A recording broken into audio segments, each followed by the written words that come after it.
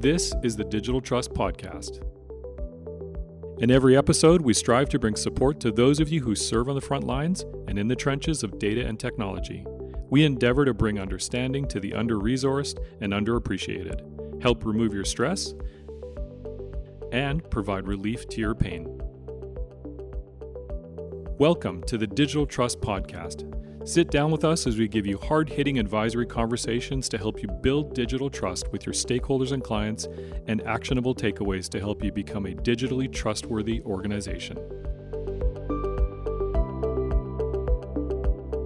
Hello, everyone, and thank you once again for joining me on the Digital Trust Podcast. My name is Christian Redshaw. I am the host today, and joining me today, I'm very excited to welcome from CISA, which is the U.S. Cybersecurity and Infrastructure Security Agency, Danielle Jablansky. So Danielle, welcome to the show, and it's really good to have you.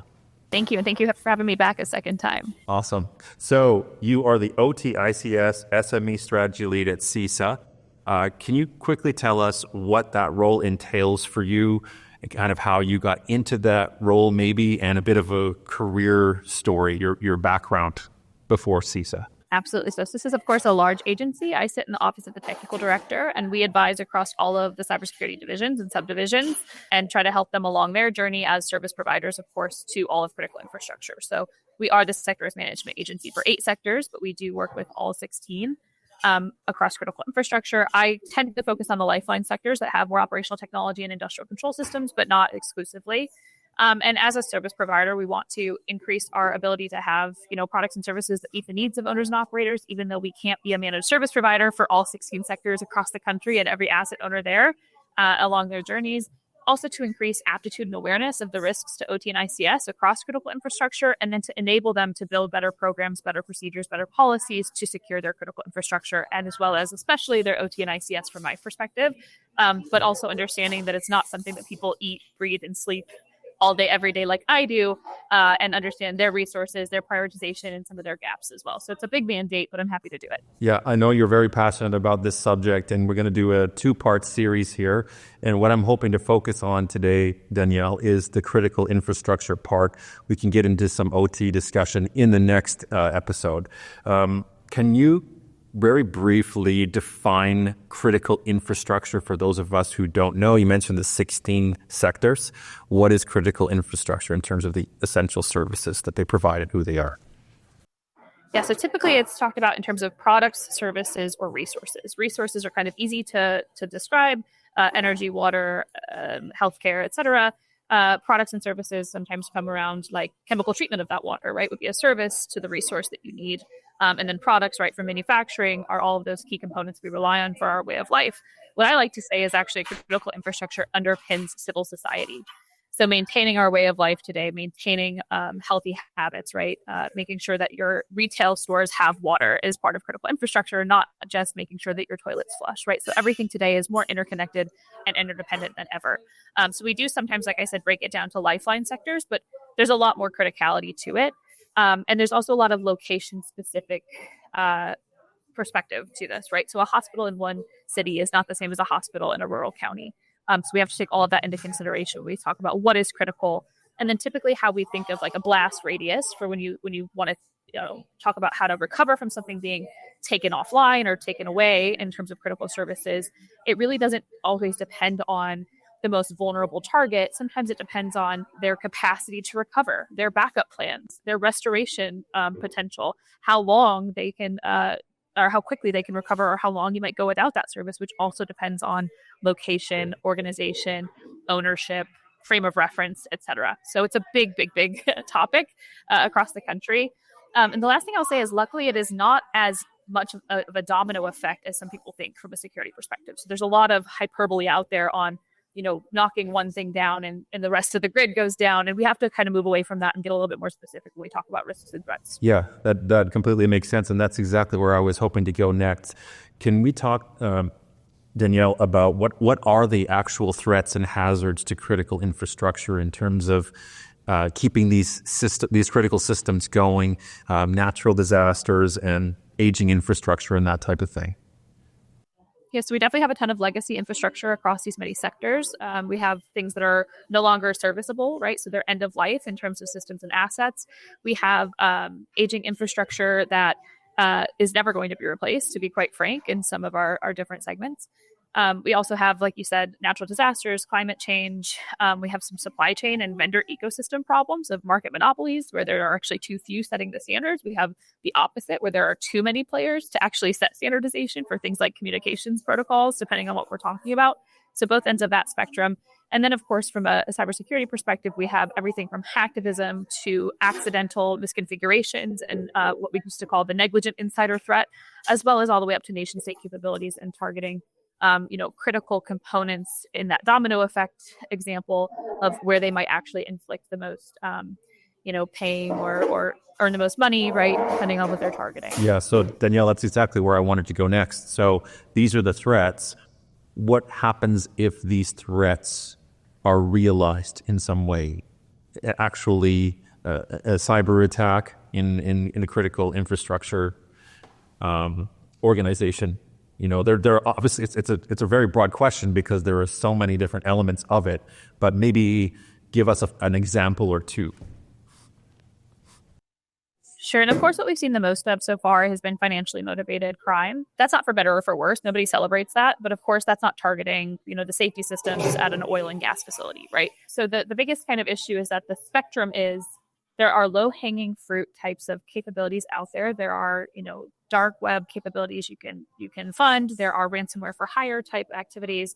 There are worms that have existed in networks, since I was in high school that we haven't actually remediated across different systems and things like that. And then there are the very highly tailored, tuned types of targeted attacks that could actually present a real challenge to the environment, to safety, and to physical life and human health. And so predicting those targets is next to impossible across the entire country, across 16 critical infrastructure sectors, right? It's difficult to say whether a train car, right, would be an act of terrorism versus a hospital versus a city that has actually connected that hospital to their central services might be the next target of choice. But what we do see is a lot of work around supply chain understanding for what is, a potential component that could be a single point of failure, third-party risk that exists centrally across one specific sector. Starting to analyze, provenance in addition to prevalence. So not only counting what types of systems and assets are out there, but who's the last company, person, integrator who's touched them, what kind of services they've provided to them. If you can take some off of eBay and enumerate them, right? What does that ecosystem look like to start to pinpoint how we triage assets as well as targets, right? Because it's different. The systems versus the actual entity are always going to be a different targeting schema.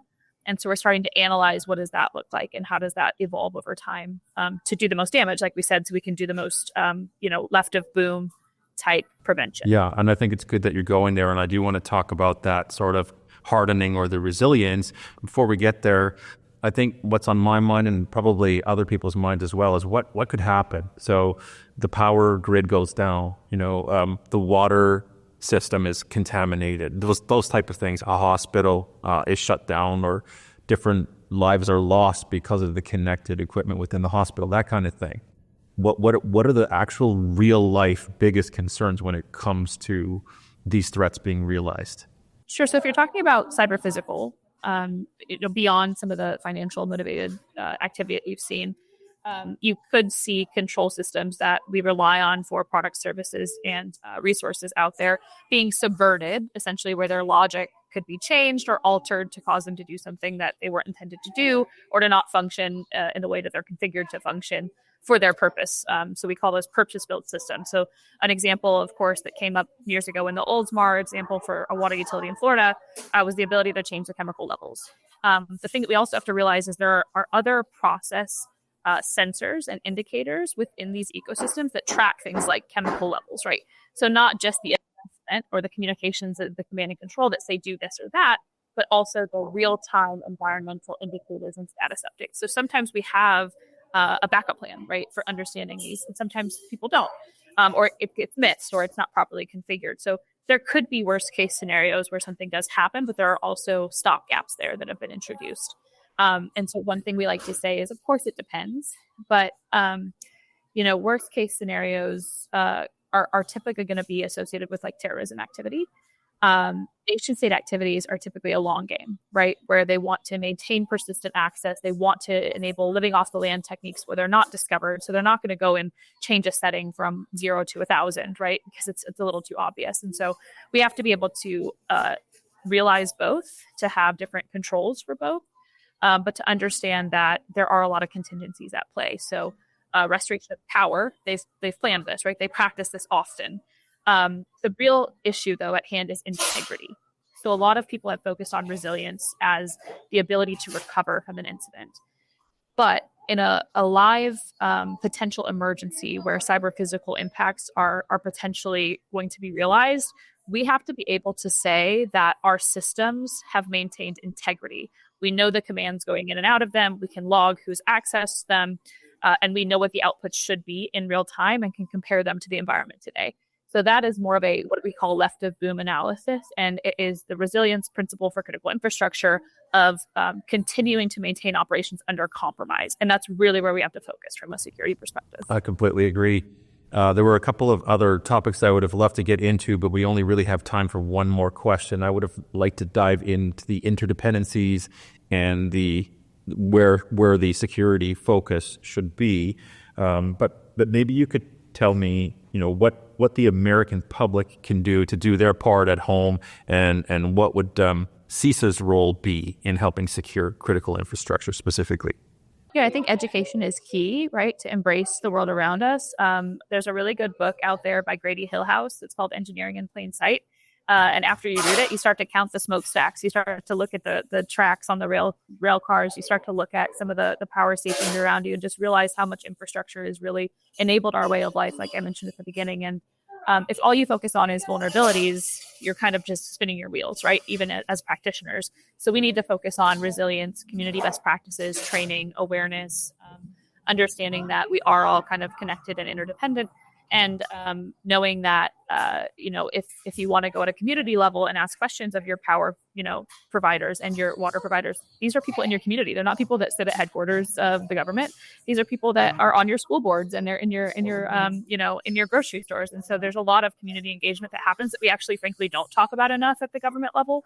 That builds this capacity, builds this trust, builds this understanding of, hey, we've thought through these issues and we have plans. And we're going to test those plans regularly and not just focus on, scary nation state level headlines in the news. Very good. And with that, we're out of time. Danielle, I really appreciate the conversation, and I'm actually looking forward to continuing it and diving into operational technology in the next part of the series. And I want to say a special thank you to our viewers and listeners today. Thanks so much for joining us and making us part of your day. And thank you again to Danielle for being our guest today. Thanks for joining us today on the Digital Trust Podcast. If you found this conversation helpful, please share it with someone you care about. And if you'd like to receive our monthly newsletter, please click the link in the description to subscribe. And to put your mind at ease, our newsletter will include episode summaries with key points and actionable takeaways, plus a heads up on the upcoming episode guests. Rest assured, it won't be a spammy sales message, and we will never sell or share your information. Thanks again for tuning in, and we will see you on the next episode.